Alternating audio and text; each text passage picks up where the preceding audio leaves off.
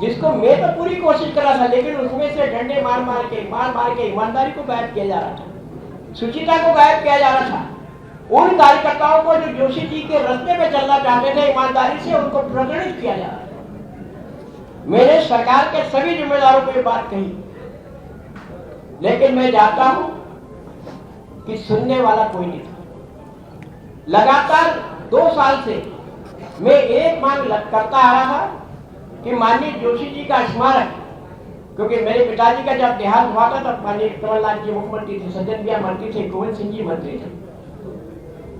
जब उनके पार्थिव शरीर के दर्शन करने के लिए माननीय मुख्यमंत्री जी अपनी टीम के साथ आए थे, तब मुझसे उन्होंने पूछा कि अंत्येष्टि कहाँ होगी।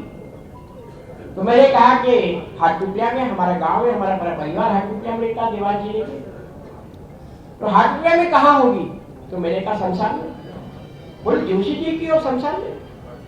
बोले जोशी जी तो हमारे मध्य प्रदेश में देश के प्राण हैं, अगर उनका शमशान में करेंगे तो लोगों का क्या मैसेज जाएगा, कौन जोशी जी को याद रखेगा। इसलिए जोशी जी की यादगार हाटपिपलिया में होना चाहिए, मैसेज जो ब्रांड है वो आम जनता तक पहुंचना चाहिए। तो मैंने हम क्या कर सकते?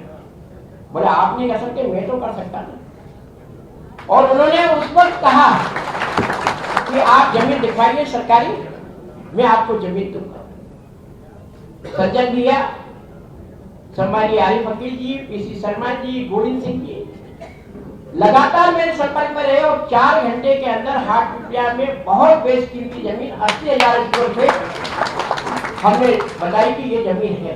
कलेक्टर के माध्यम से माननीय मुख्यमंत्री तक मैसेज गया। कमलनाथ जी पर जैसे मैसेज गया 3 मिनट के अंदर उस जमीन के आवंटन को व्हाट्सएप पे दे दिया, 3 मिनट के। और कमलनाथ जी ने कहा कि कहाँ कोई दिक्कत हो तो मुझे बताना। जय कमलनाथ।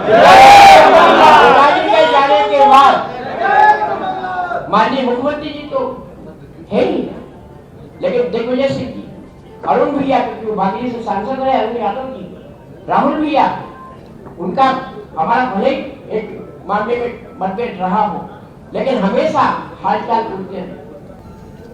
जब मेरे पिताजी का 2.5 साल से स्मारक नहीं बना और सीएम साहब का 6 महीने में बन जाता है, तो मुझे सोचने के मजबूर कर दिया कि मैं वाकई में उनका लड़का होने के नाते उनकी ईमानदारी से प्रयास करूं। तब मैंने तय किया, मैंने कांग्रेस के वरिष्ठ नेताओं से संपर्क किया, माननीय कमलनाथ जी तक संदेश पहुंचाया, दिग्विजय सिंह जी तक संदेश पहुंचाया कि मैं निश्चित कांग्रेस में आना चाहता हूं, मैं किसी प्रकार का पद नहीं चाहता, ना सौदेबाजी करना चाहता। और मैं आज इस मंच से कांग्रेस कमेटी के इस कार्यालय में पहली बैठक में आप सब लोगों को भी बता देना चाहता हूं कि मैं उस परिवार से हूं जिसने कभी किसी के लिए चोरी डाका नहीं डाला।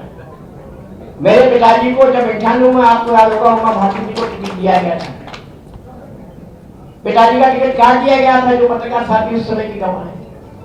जोशी जी को कहा गया था कि आप खंडवा से चुनाव लड़ लो। जोशी जी ने यह कह दी कि नंद कुमार की उम्र क्या है, वो उसकी सीट क्यों, वो चुनाव नहीं लड़े, बाद में राजसभा में जरूर गए। 8 में मेरे सामने ये कहा गया था कि कनौज खाते का बीजी सीट है, आप वहां से लड़ो। पिताजी के जब पास में गया तो उन्होंने डांटते हुए मुझे कहा था कि ब्रजमोहन धूत की क्या गलती है, सीटिंग है ब्रजमोहन धूत, क्यों उसका टिकट काटा? लड़ना तो इस जगह से लड़ो जहां से हमारा विधायक नहीं, मुझे हाटपिपलिया सीट दी गई थी।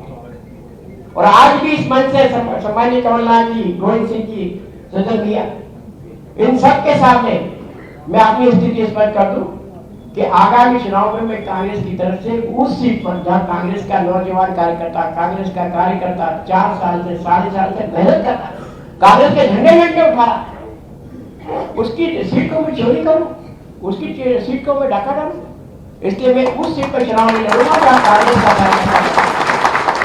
और मैंने कहा कि मैं उस बीच का खिलाड़ी हूं जिसमें शिवराज जी रहे, और शिवराज जी जीरो थे, मैं हीरो हूं। शिवराज जी कुछ नहीं थे उस कॉलेज में, रिकॉर्ड पता कर लो, मैं उस कॉलेज का अध्यक्ष था। अगर शिवराज सिंह चौहान से आप पूछोगे कि शिवराज जी आप जिस कॉलेज में पढ़े उस कॉलेज का प्रेसिडेंट कौन था, तो शिवराज जी को कहना पड़ेगा दीपक जोशी।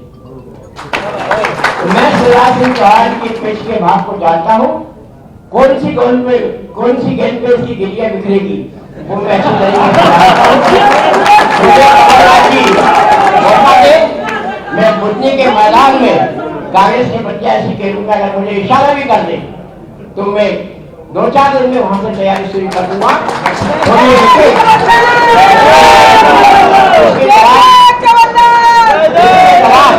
कांग्रेस पार्टी को है वो विकेट पे लाके दूंगा। मैं फिर कहता हूँ, मैं पद के लिए नहीं आया, मैं प्रतिष्ठा के लिए नहीं आया, मैं सम्मान के खातिर आया। देखिए, दुखद है, दीपक जोशी जी को नहीं जाना चाहिए था और मुझे लगता है कि यदि पार्टी से कुछ कमी रह गई हो तो पार्टी को उस पर चिंतन करते हुए उसे दूर करना चाहिए। मगर मुझे पूरा विश्वास है हमारे शीर्ष नेतृत्व पे, वो लोग बहुत ही होशियार, समझदार, जिम्मेदार हैं और वो इस पे काबू कर लेंगे। मगर मेरा साथ ही साथ ये भी मानना है कि भारतीय जनता पार्टी कार्यकर्ताओं की पार्टी है, कांग्रेस पार्टी नेताओं की पार्टी रही है। शरद पवार महाराष्ट्र में उनके नेता थे, वो कांग्रेस छोड़ के एनसीपी में चले गए, महाराष्ट्र से कांग्रेस साफ हो गई। सिंधिया जी यहाँ पर उनके नेता थे, वो भाजपा में आ गए, मध्य प्रदेश से कांग्रेस साफ हो गई। तो कांग्रेस में अगर कोई नेता पार्टी छोड़ देता है तो कांग्रेस साफ हो जाती है, मगर भारतीय जनता पार्टी कार्यकर्ताओं की पार्टी है। यहाँ अगर नेता पार्टी छोड़ता है तो नेता साफ हो जाता है, पार्टी को कोई फर्क नहीं पड़ता।